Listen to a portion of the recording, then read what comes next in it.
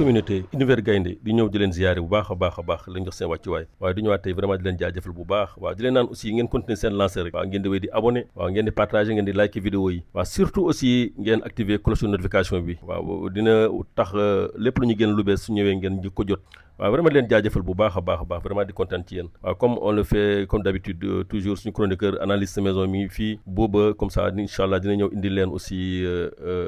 aussi ay analyse yu mucc ayib waaw ay chroniques yu mucc ayib waaw foofu depuis Doha au Qatar waaw comme il sait le faire booba vraiment on ne cessera jamais de te remercier booba merci beaucoup waaw cher internaute waaw di ñëw tey taxaw seetlu waaw par rapport ak match bi fi amoon entre Brésil ak Kenya waaw du ñëwaat aussi ci Abdoulaye Thiam de l'ANPS waaw dañuy jéem a aussi relater ses propos sur les problèmes organisationnels rencontrés par les Lions lors du match amical contre le Brésil ainsi que sur le choix du Kenya comme adversaire. Selon Abdoulaye Thiam, le retard des Lions lors du match contre le Brésil est un incident inédit, du moins dans un contexte non conflictuel. C'est la première fois que cela arrive sans qu'il y ait sabotage. Contre l'Égypte, ils nous avaient bloqués volontairement pour nous perturber. Ce genre de pratique, on le voit souvent dans certains pays maghrébins. Mais face au Brésil, c'était inédit. Même l'entraîneur en a parlé en conférence de presse. Le président de l'ANPS explique que l'hôtel choisi pour les Lions était trop éloigné de l'Emirates Stadium. Ils avaient anticipé pour arriver tôt, mais Londres fait partie des villes les plus embouteillées d'Europe. Avec des feux rouges partout, cela a surpris beaucoup de monde. Pour lui, cet incident est d'autant plus regrettable que le Sénégal avait atteint un niveau où il maîtrisait parfaitement ce type de situation. Ce retard a affecté la préparation des Lions. Notre échauffement n'a même pas duré 30 minutes. Les Brésiliens étaient déjà sur la pelouse. Abdoulaye Thiam pointe également du doigt un manquement du côté des organisateurs. On avait annoncé qu'aucune équipe ne devait s'entraîner à l'Emirates Stadium, mais le Brésil s'y est entraîné quand même. On ne peut pas autoriser l'un et interdire l'autre. L'équité sportive n'a pas été respectée. Il salue toutefois la volonté du secrétaire général Abdoulaye Sow de situer les responsabilités afin d'éviter que cette situation ne se reproduise. Pour rappel, la rencontre a attiré près de 58 000 spectateurs dans un stade de 60 000 places. Le billet le moins cher coûtait 58 000 francs CFA. C'était un match très important regardé par le monde entier. Thiam estime que cette défaite doit servir de leçon. On apprend dans les défaites. C'est parfois nécessaire pour revenir les pieds sur terre. Il rappelle d'ailleurs qu'une anecdote en 2002. Avant de battre la France au mondial, on avait perdu 3-1 contre l'Arabie Saoudite. C'est ce match qui avait permis à Bruno Metsu de préparer son plan contre la France au mondial. À propos du match contre le Kenya, le président de l'ANPS explique que la rencontre n'était pas réellement à huis clos. Il y avait des spectateurs, mais uniquement sur invitation. Nous, Africains, avons donc supporté, pas de vrais supporters. Il déplore une faible culture de déplacement des fans africains, contrairement à d'autres nations. En 2018, contre la Pologne, le Japon ou la Colombie, le stade était totalement aux couleurs des adversaires.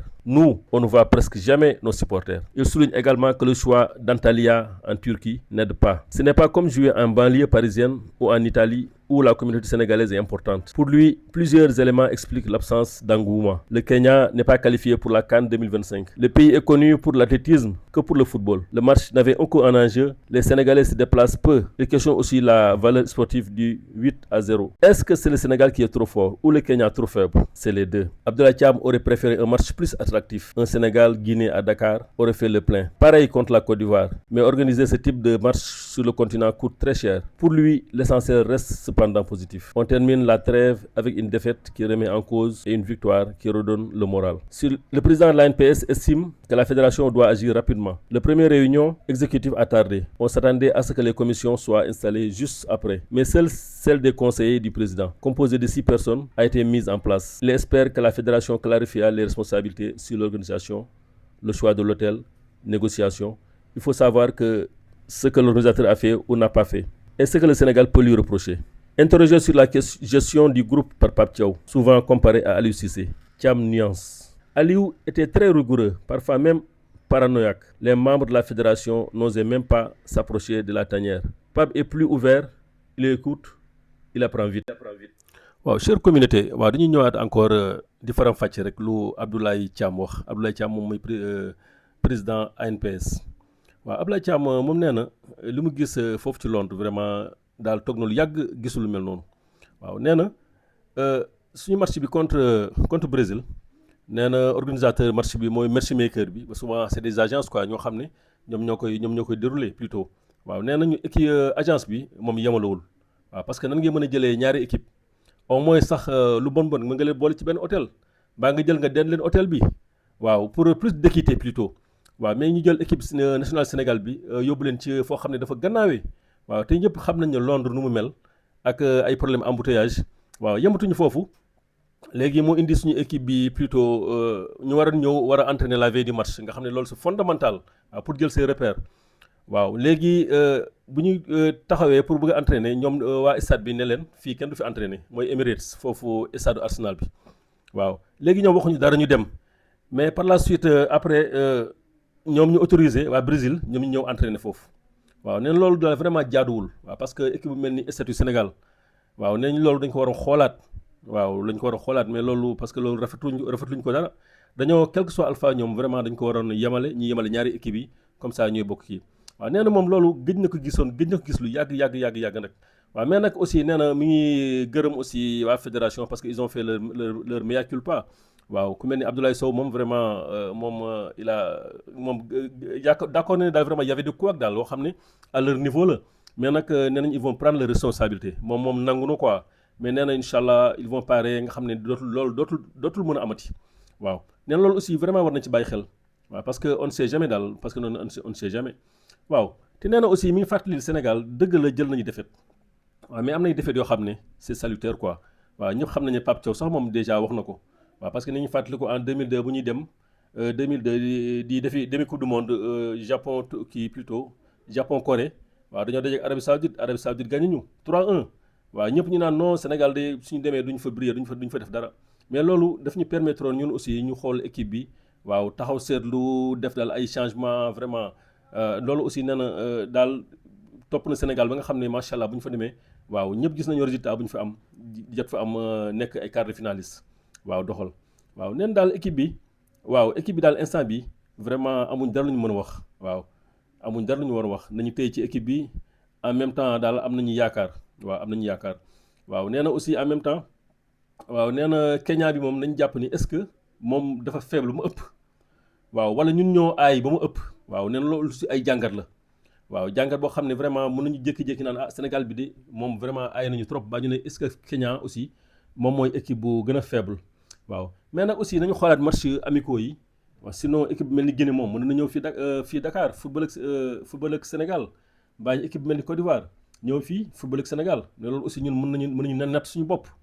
waaw parce que xam nañ ne équipe yooyu moom suñu dajeek ñoom vraiment di ñu si benn opposition bu jaar yoon parce que ñëpp xam nañ ne aussi on est ay kii lañu waaw ay derby la quoi. waaw chère communauté waaw du ñaat encore beneen taxaw seetlu beneen jàngat si le cas de notre ñancoo national Sadio waaw dañu jàpp ni Sadio Mané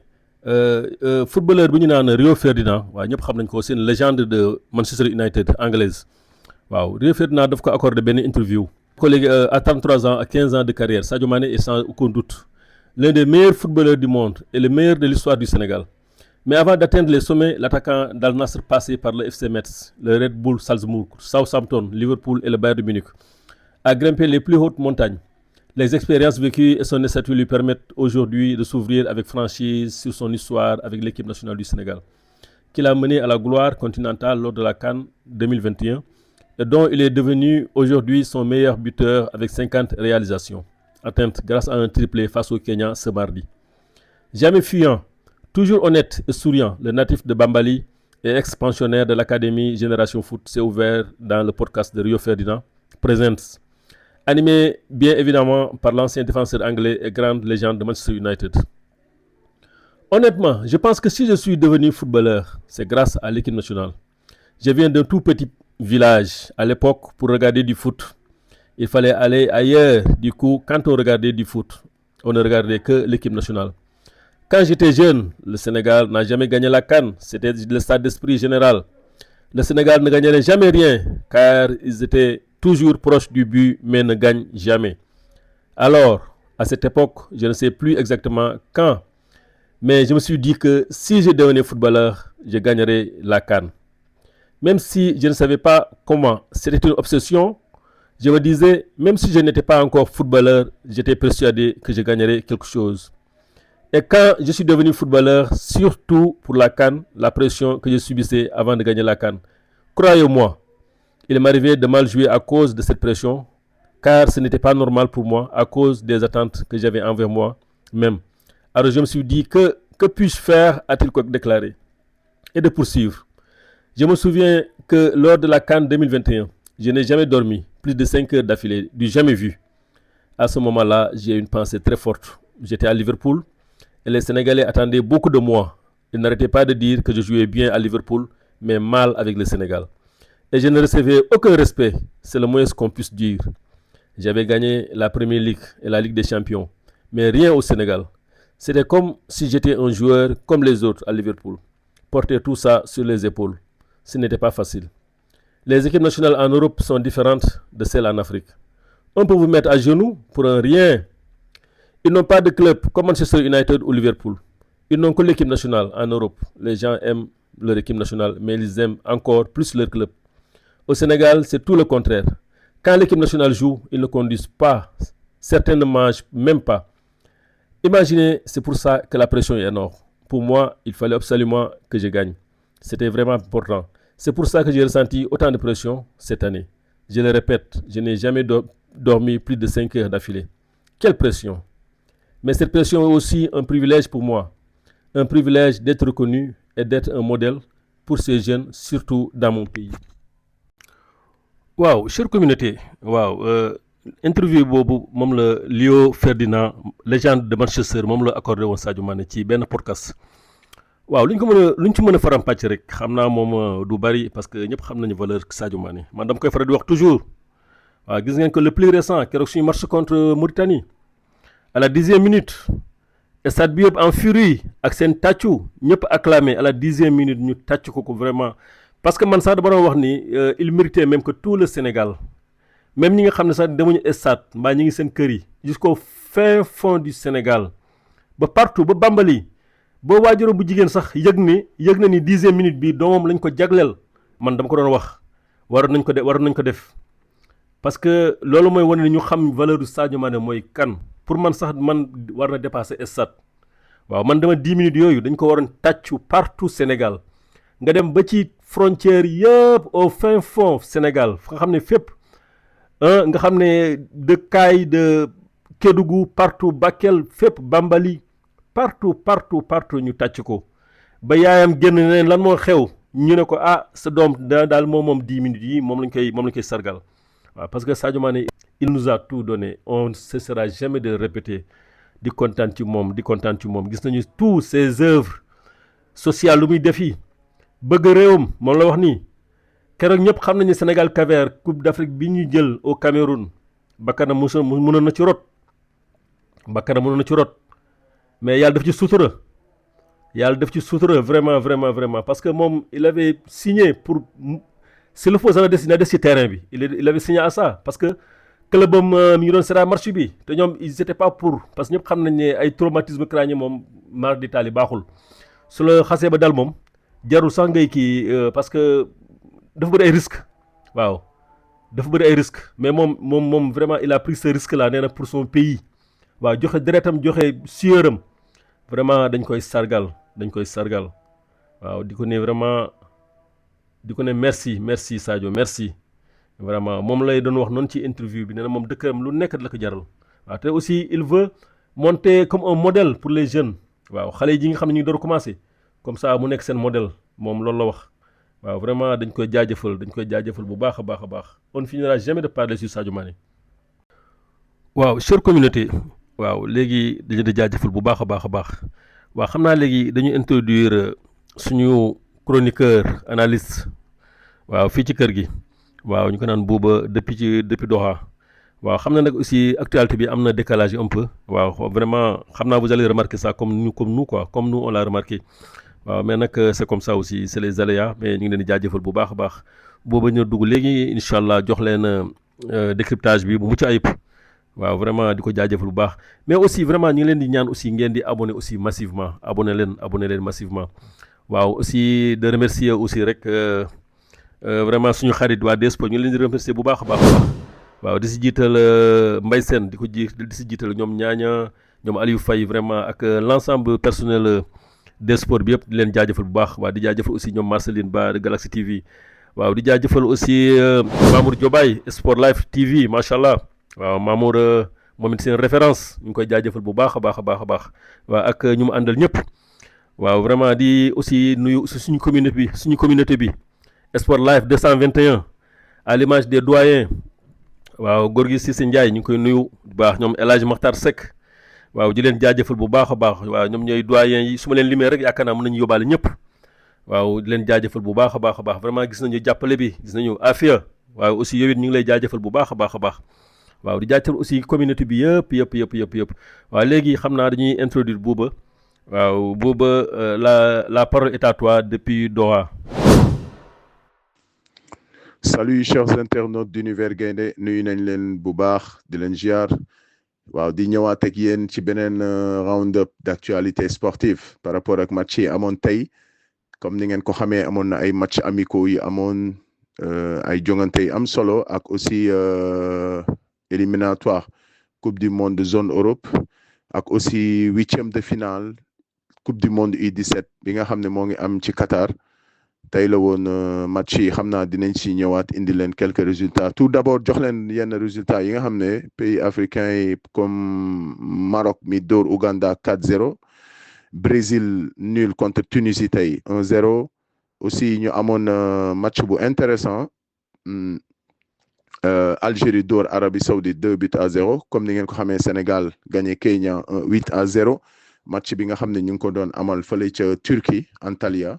mu nekkoon jogante bu am solo xam naa dinañ si ñëw plus en détail après bu ñu joxee résultats yi comme tey ni ngeen ko xamee coupe du monde U17 bi am ca Qatar Ouganda ak Burkina Faso dañu def 1-1 après ñu dem série tir au but Burkina éliminé ko 5-3 et puis mu amoon beneen derby aussi Maroc gagné 3-2 donc le Mali éliminé l'Ouganda éliminé donc Brésil aussi mu éliminé France après match nul 1-1 si match bi après ñu dem tir au but 4-3 le derby asiatique Corée du Nord Japon mu dóor au tir au but 5 tirs à 4 après match bi ñu def 1-1 donc mu nekkoon ay jongante yu am solo Italie aussi éliminé Ouzbékistan 3-2 Portugal moom largement ils ont battu le Mexique 5-0 donc U17 yi Angleterre aussi dóor Autriche dóor Angleterre 4-0 mu nekkoon jongante yi am solo waaw vraiment tey moom et puis amoon na ay match amicaux aussi am Guinée Niger ñu def 1-1 Angola mi dóor Zambie 3-2 Burkina dóor 3-0 Bénin vraiment nekkoon na ay match yu am solo Mali moom doon na jouer fële sa Jordanie 0-0 la def léegi chers internautes xam naa dañuy ñëwaat si match Sénégal bi tey comme ni ngeen ko xamee Pape Thiaw tey indi na beneen xar kanamu équipe bi parce que tey classement bi mu indi dañu ñëw démarrer match bi défense à 3 mu nekkoon aussi benn réaménagement sur le plan tactique tey ñu gis ay changement équipe bi tourné complètement comme ni ngeen ko gisee yéen ñëpp tey ñu amoon ci camp yi Edouard Mendy et puis jouer benn défense à 3 avec Ablaye Seck Kalidou Koulibaly ak Mamadou Sarr piston il y avait Ilay Camara et El Hadj Malick mu nekkoon jongante bu am solo Pathé Ciss Pape Gueye ñoo nekkoon ci digg bi et puis tey ñu gis la titularisation de Ibrahima Mbaye mu nekkoon aussi tey benn satisfaction pour ñëpp parce que ñëpp ñu ngi ko doon xaar le jeune Ibrahima Mbaye qui a fait un excellent match tey vraiment comme ni ngeen ko gisee voilà parce que aussi je pense que tey match bi Jackson aussi ñëpp séntu woon nañ ko mu nekk titulaire parce que après rentrée bu mu def contre Brésil ñëpp gis nañ ne match boobu noonu c'était très important et puis niñ ko joué ak li ci xew yëpp après ñëpp ngi doon wax ne Jackson devait démarrer le match parce qu'on a joué avec un faux 9 mais tey Pape Thiaw a tourné l'équipe surprise bi nag moo doon Edouard Mendy ci camp yi parce que tout le monde s'attendait à Yovan mu ñëw def match bi tey mais c'est le choix du coach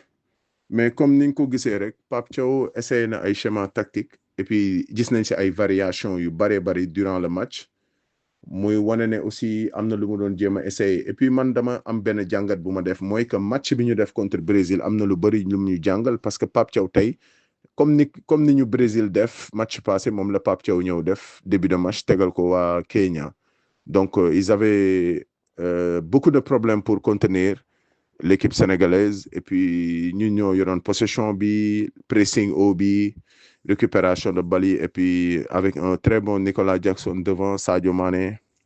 bi nga xam ne def na triplém je pense que bi mooy premier triplém en équipe nationale donc Ibrahima Mbaye benn but la def 2 passes décisives il était super El Hadj Malick Diouf aussi dugal na but passe décisif moom aussi tey il était extraordinaire un très bon Ilaï Camara aussi Pathé Ciss exceptionnel je pense que Pape Thiaw tey am na lu mu doon seet gis na ko parce que ñun ñëpp gis nañu ni mu tourné équipe bi et que prochaine échéance yi xam naa avec le retour des blessés équipe bi dina serré surtout au milieu de terrain déjà Mamadou Lamine Camara il était pas mal aujourd'hui bu mu duggee Cheikh Tidiane Sabali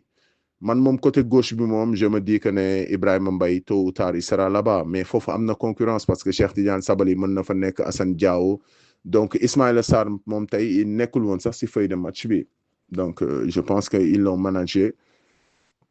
xam naa dinañ si amaat ay quelques infos par rapport ak situation boobu mais d'après lu ñu gisoon ba match bële passé jeexee il n'avait pas de pépin tout allait bien quoi il se portait bien donc on verra la suite sinon programme suñu préparation avant la CAN déjà au mois de décembre war nañ am benn match Sénégal defe naa le 13 à Dakar match bi nag jàpp nañ date bi mais amaguñu adversaire donc xam naa fédération ñu ngi ciy liggéey mais après war nañu def benn voyage dem Tunisie jouer foofu le 18 contre la Tunisie après soog rallier au Maroc dem à Tanger pour préparer la CAN Inch'Allah donc yooyu yëpp dinañ ci ñëwaat au fur et à mesure xam naa information yi dina gën a leer et puis ñu officialiser match yi comme ça ñu mën ci gën a ñëwaat wax ci analyser ko quoi mais tey dans l'ensemble c'était un très bon match les joueurs se sont bien comportés sur le terrain après une défaite c'est très bien de rentrer avec la victoire parce qu'au moins tu vas rentrer en club avec un moral bien pour reprendre avec les entraînements et là-bas les compétitions en attendant de revenir en Afrique pour préparer la CAN donc chers internautes daal je pense que tey loolu lañ leen indiloon xam naa dinañ ñëwaat ci yeneen vidéo gën a analyser match tey bi par rapport ak schéma tactique yi nga xam ne Pape Thiaw essayé na ko durant tout le match parce qu'on a vu des variations 3-5-2 après ñu delluwaat à la fin dem nañ jouer 4-3-3 ba Kalidou Koulibaly génne parce que y avait dans l'axe Abdoulaye Seck et Pathé Ciss donc latéral gauche El Hadj Malick Diouf Ilaï Camara jouer latéral droit donc c'est excellent de voir avec l'équipe nationale mun nañu am ay schéma tactique yu varié yoo xam ne de temps en temps durant le match coach bi am na ay options selon adversaire bi ñuy dajal nga changer say schéma pour mën a def la différence su ko laajee quoi waaw je pense que c'est aboutissement la après liggéey bu yàgg boo xam ne Pape Thiaw mu ngi koy instauré déjà et puis joueurs yi nga xam ne ñu ngi leen di woo ñu ñëw ci tanière bi aussi je pense que jox nañu chance ñëpp Rassoul Ndiaye tey ñëw na malgré gisuñu ko lu bari mais c'est un excellent joueur am na ay qualité mais je pense que milieu terrain bi avec le retour de Habib Diarra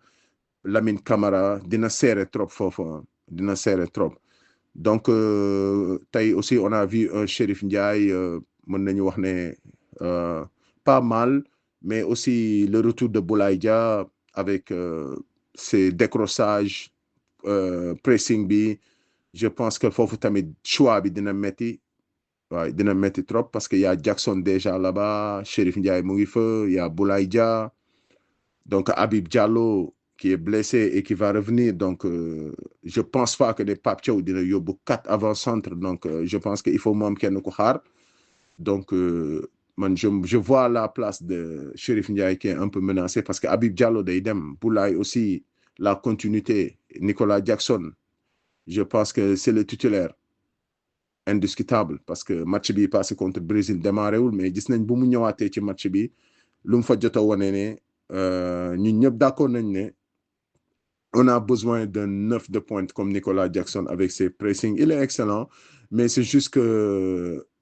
à la finition, il doit beaucoup travailler parce que bu ñu demee CAN aussi du ñu am temps di ko may muy raté ay 5 occasions dugal benn wala ñaar wala mu nekkul ci matcham ñu war a jouer parce que foofu